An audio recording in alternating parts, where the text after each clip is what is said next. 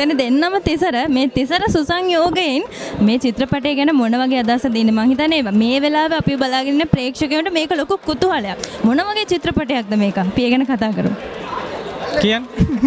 මොන වගේ කියන්නේ ඇත්තටම ලංකාවේ චිත්‍රපටයක් කියන එක තමයි කෙලින්ම කියන්නේ. ඒ කියන්නේ අපේ රටේ ඒ කියන්නේ අපිට යෝග්‍ය අපේ චිත්‍රපටයක් කියන තැනම තමයි අපි පටන් ගද්දිම හිටියේ නිකන් ශ්‍රී ලාංකික චිත්‍රපටයක් කියන තැන. ඒ කියන්නේ එතනින්ම තමයි ලිව්වේ. අපේ තියෙන දේවල්, අපේ තියෙන යාළුකම්, අපේ තියෙන හැසිරීම, අපේ තියෙන සංස්කෘතික දේවල්, ඒ දේවල් එක තමයි චිත්‍රපටය අපි කරේ. මොකද අපි චිත්‍රපටි කරේම අපේ රටේ මිනිස්සුන්ට. ඒක ඇස්සේ අපේ කතාවක්, අපේ දේවල් කියන එකත් එක තමයි වැඩේ ගියේ. ඉතින් ඒක හින්දා තමයි මම හිතන්නේ ඕඩියන්ස් චිත්‍රපටයක් අපේ දෙයක් කියලා දැනලා තියෙන්නේ. මම හිතන්නේ චිත්‍රපටයේ පිටුපස දැවන්තෙන් ගොඩක් ඇති සහයෝගය ලබා දෙන. අපි එයාත් මතක් කරමුද මේ වෙලාවේ? ඔව් ඒ කියන්නේ මට ඇත්තටම නම් වශයෙන් කිව්වොත් එහෙම කවුරු හරි මිස් වුණොත් එහෙම ඇත්තටම මේ ඒක හොඳ නැහැ.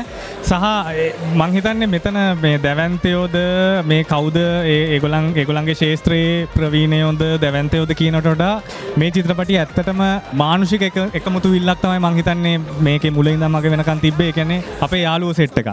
අවුරුදු 20ක විතර අවුරුදු 20ක් 15ක් විතර තිස්සේ අපේ දැනුම් අඳුනුකම් එක්ක කෙරිච්ච චිත්‍රපටියක් තමයි මේක. ඉතින් මං හිතන්නේ ඒ කට්ටිය ඒ ශාස්ත්‍රවල ප්‍රවීණව වෙන්න කලින් සහ ඒකට වඩා මං හිතන්නේ අපිත් එක්ක තියෙන මනුෂ්‍ය සම්බන්ධතාවය තමයි මේකේ මූලිකවම මේ චිත්‍රපටිය මෙහෙම හැදෙන්න මූලිකවම හේතුව. ඉතින් මං හිතන්නේ ඒ හැමෝටම ස්තුතියි. මොකෝ මේ වෙලාව මතක් කරන්න ඕනි මේ හැමෝම හින්දා තමයි මේ චිත්‍රපටිය තියෙන්නේ.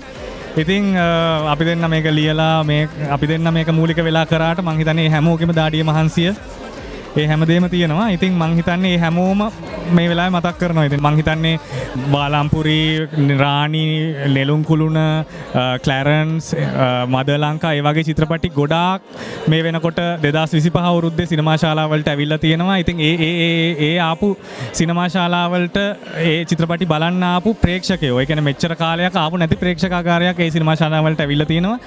ඉතින් මං හිතන්නේ තමන්ගේ ගමේ සිනමා ශාලාවක් තියෙනවද කියලාවත් දන්නේ නැති ප්‍රේක්ෂකයෝ ප්‍රමාණයක් මං හිතන්නේ 2025 අවුරුද්දේ ඇවිල්ලා තියෙනවා. ඉතින් ඒ ප්‍රේක්ෂකයන්ට මෙච්චර 2025 මුලින් ඉඳන් අග වෙනකම් මේ වෙනකම් ආපු චිත්‍රපටිවල රහට වඩා වෙනස් රහක් මං හිතන්නේ අපි දෙන්න එකතු වෙලා සහ අපේ ටීම් එක එකතු වෙලා කරලා තිනවා මේ චිත්‍රපටියෙන්. මං හිතන්නේ එහෙම කරලා තියෙනවා. ඇවිල්ලා බලන්න 10 වෙනිදා ඉඳන් ඔයගලන්ගේ ළඟම සිනමා ශාලාවට. ඉතින් පාඩු නැතුව ඔව්. ඒ කියන්නේ ගන්න ටිකට් එකට පාඩුවක් වෙන්නේ නැහැ කියලා අපි වග කියනවා.